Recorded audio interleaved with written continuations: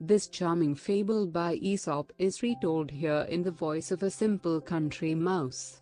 His uncle tempts him to come to the bright city, but he soon finds that its pleasures come with dangers.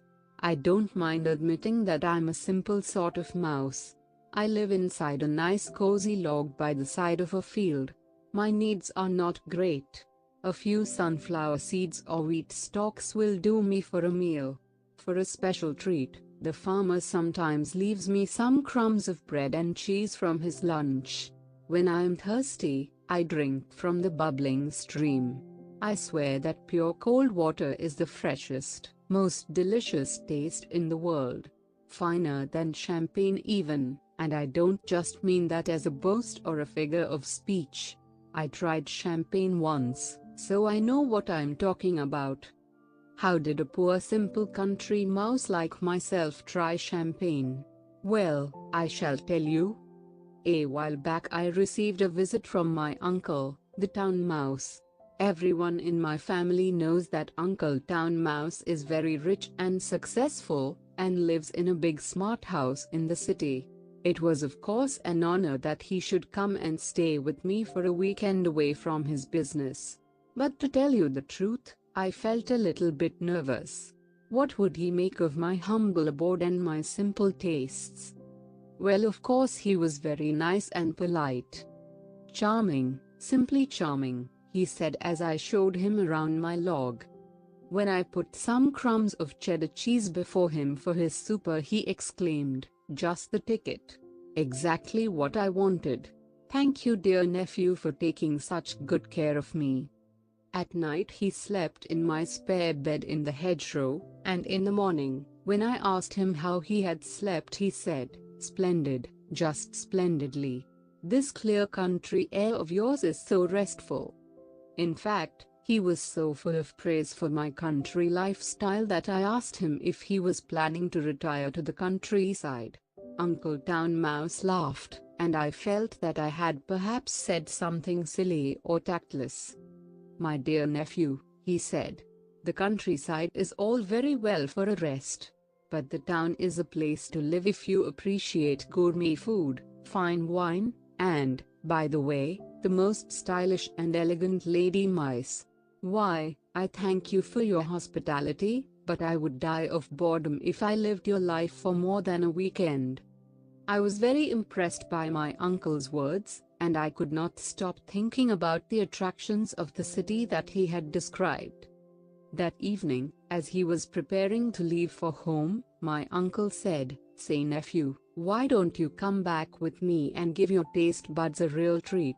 I say, a mouse hasn't lived until he's tried Gorgonzola cheese, and we always keep a good supply in our larder, not to mention the ardent pate, avocado pears with French dressing, chicken volume au vent, mushrooms à la grecque, and grilled Mediterranean vegetables.